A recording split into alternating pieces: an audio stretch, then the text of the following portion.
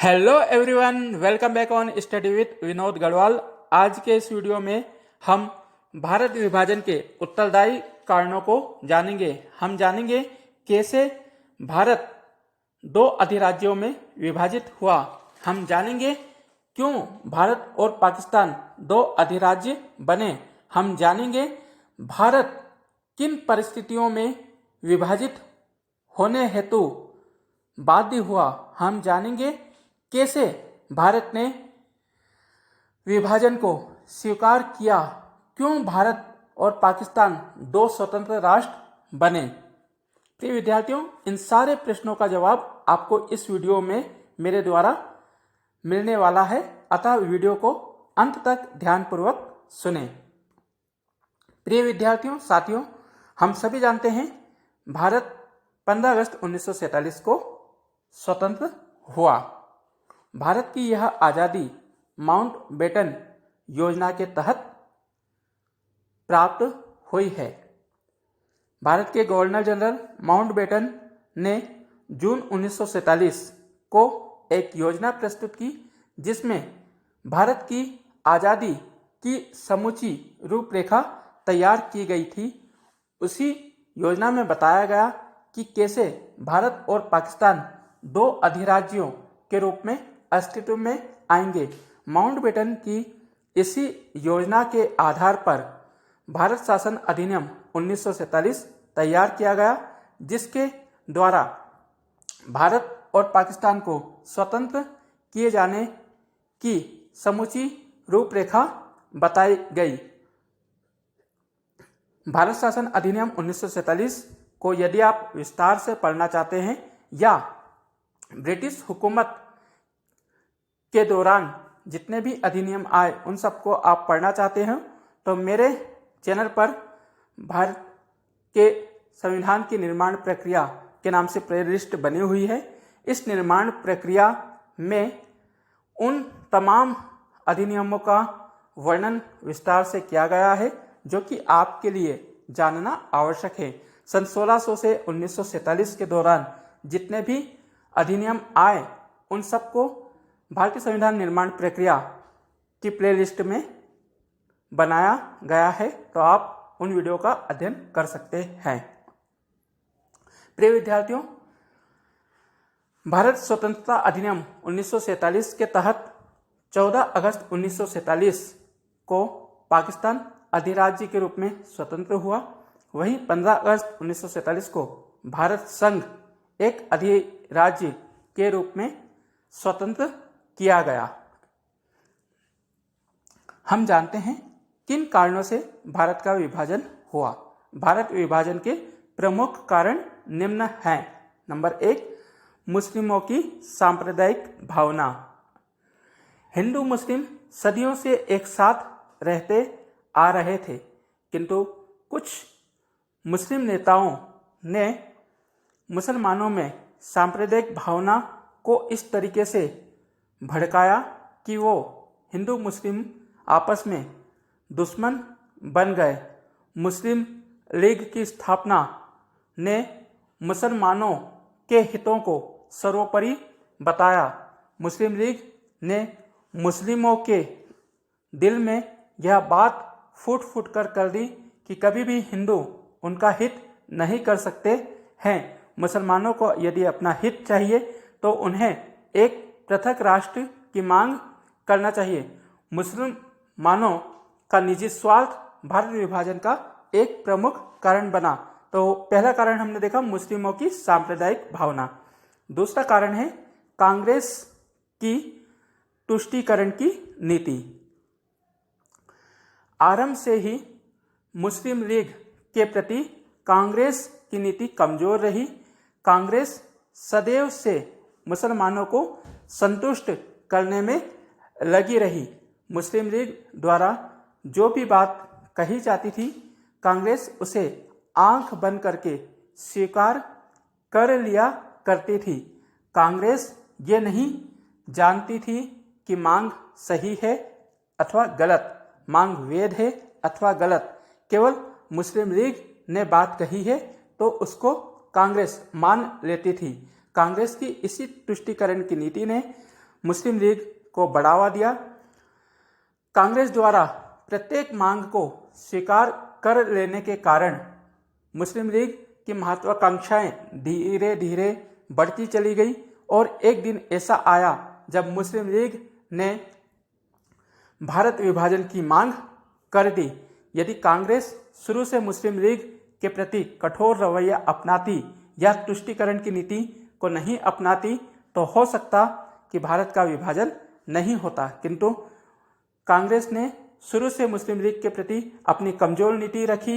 मुसलमानों के प्रति तुष्टीकरण की नीति ने भारत विभाजन में एक महत्वपूर्ण भूमिका निभाई है। नंबर 3, ब्रिटिश हुकूमत द्वारा मुस्लिम लीग को प्रोत्साहन देना। अंग्रेज जब से भारत आए थे तब से वे भारत में फूट डालकर शासन कर रहे थे। फूट डालो और शासन करो की नीति ब्रिटिश हुकूमत ने अपनाई थी। ब्रिटिश हुक्मरान के लोग हमेशा हिंदू मुस्लिम को भड़काना चाहते थे और इनमें आपसी भाईचारे को खत्म करना चाहते थे। इसी के चलते सन 1905 में बंगाल विभाजन किया गया। सन 1906 में मुस्लिम नेताओं को भड़काकर मुस्लिम लीग की स्थापना की गई। जब मुस्लिम लीग बढ़ गई तो उनको अनैतिक तरीकों से उकसाया गया, यहाँ तक कि उनके लिए पृथक निर्वाचन की व्यवस्था भी कर दी, जिससे मुस्लिम लीग को बढ़ावा मिलता गया। धीरे धीरे मुस्लिम लीग कांग्रेस की तुष्टीकरण की नीति और अंग्रेज हुकूमत द्वारा दिए जा रहे प्रोत्साहन के चलते भारत को 2 राष्ट्रों में विभाजित करने की मांग करने लगी और यही कारण रहा कि सन 1947 में भारत का विभाजन हुआ। तो भारत के विभाजन में ब्रिटिश रवैया भी एक महत्वपूर्ण कारण रहा है। नंबर 4, अंतरिम सरकार में मुस्लिम लीग के सदस्यों को शामिल करना। सितंबर 1946 में भारत में एक अंतरिम सरकार की स्थापना नेहरू के प्रधानमंत्री नेतृत्व में की गई। प्रधानमंत्री नेहरू की अगुवाई में एक अंतरिम सरकार ने शपथ ली। मुस्लिम लीग इसमें शामिल होना नहीं चाहती थी।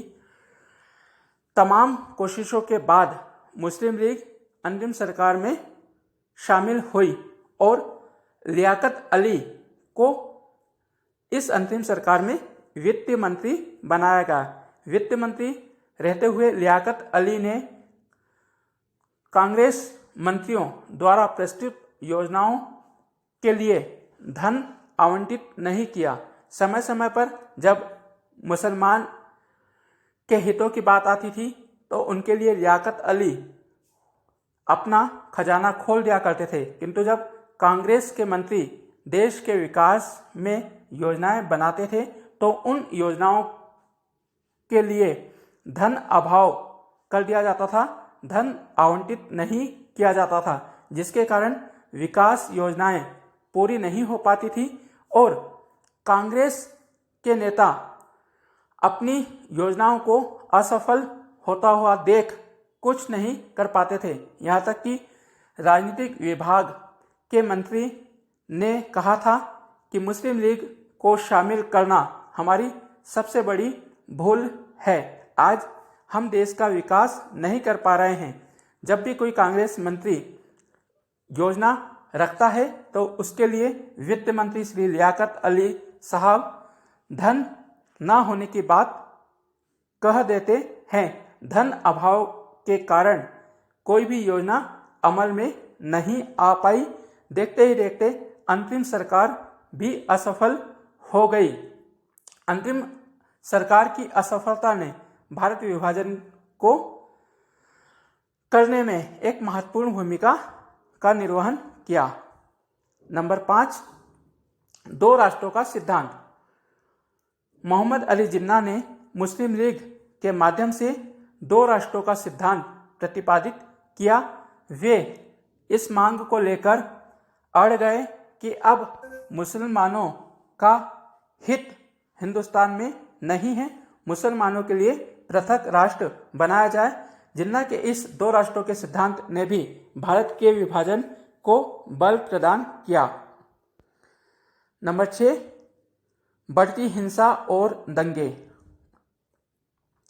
मुसलमान अपनी मांग को लेकर देश में दंगे हिंसा भड़काने लगे।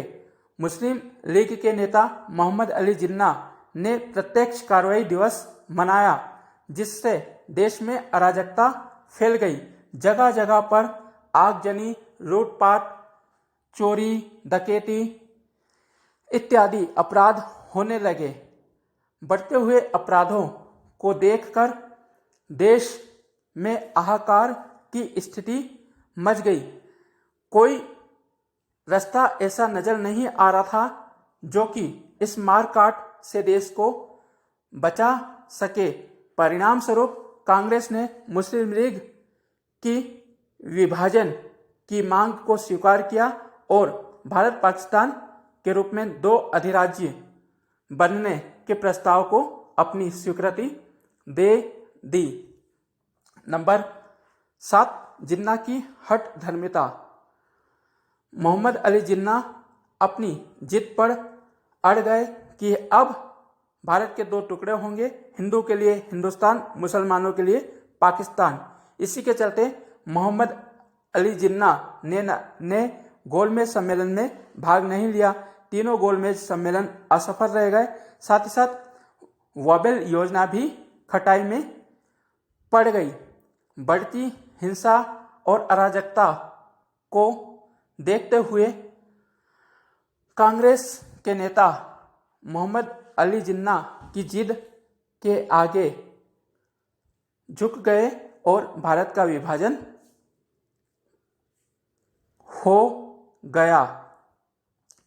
अगला और महत्वपूर्ण पॉइंट है स्वतंत्र राष्ट्र की इच्छा। लंबे समय से भारत में जो अराजकता उत्पन्न हो गई थी, जो मारकाट मची हुई थी, जिससे देश में चारों तरफ अफरा तफरी मच गई थी, ऐसे में भारत नहीं चाहता था कि वो और दंगे हिंसा का सामना करे। भारत के सामने यह स्थिति थी, या तो वह मुसलमानों से गृह युद्ध करे या फिर विभाजन को स्वीकार कर ले। ऐसे में मुसलमानों से गृह युद्ध न लड़कर विभाजन को प्राथमिकता देते हुए कांग्रेस ने विभाजन को स्वीकार कर लिया। नंबर 8, माउंटबेटन का प्रभाव। भारत विभाजन का एक प्रमुख कारण माउंटबेटन का प्रभाव भी रहा है। जब से माउंटबेटन भारत गवर्नर जनरल बनकर आए थे, वे देख रहे थे कि भारत में हिंसा बढ़ रही है, जगह जगह दंगे हो रहे हैं, स्थानों स्थानों पर आगजनी की जा रही है। ऐसी अराजकतापूर्ण स्थिति में गवर्नर जनरल माउंटबेटन को यह नहीं सूझा कि कैसे देश को अखंड रखा जाए। ऐसे में माउंटबेटन ने सरदार पटेल और नेहरू जी को सलाह दी कि भारत को यदि स्वतंत्र अस्तित्व प्रदान करना है तो विभाजन को स्वीकारना होगा। नेहरू जी और पटेल माउंटबेटन की इस सलाह से स्वीकृत हो गए। उन्होंने माउंटबेटन की सलाह को मानते हुए भारत के विभाजन को स्वीकार कर लिया और 14 अगस्त 15 अगस्त को भारत का विभाजन हो गया। तो प्रिय विद्यार्थियों, ये थे सारे कारण जिनके चलते एक अखंड भारत दो अधिराज्यों पाकिस्तान और भारत के रूप में विश्व नक्शे पर उभर कर सामने आया। यदि वीडियो पसंद आया हो तो इसे लाइक अवश्य कीजिएगा, अधिक से अधिक शेयर कीजिएगा और यदि अभी तक आपने मेरे चैनल को सब्सक्राइब नहीं किया है तो आप इसी समय मेरे चैनल को सब्सक्राइब करें, बेल आइकन का बटन अवश्य दबा दें ताकि मेरे द्वारा जो वीडियो आपकी सहायता के लिए तैयार किए जाते हैं उसका नोटिफिकेशन आपको मिल सके। आज के लिए इतना ही। जाते जाते एक महत्वपूर्ण प्रश्न जिसका उत्तर आप मुझे कमेंट बॉक्स में कर सकते हैं।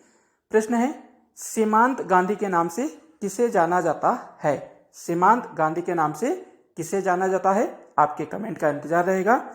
मिलेंगे नेक्स्ट वीडियो में, तब तक के लिए बाय बाय। धन्यवाद। जय हिंद, जय Bharat. Save button. Pause button.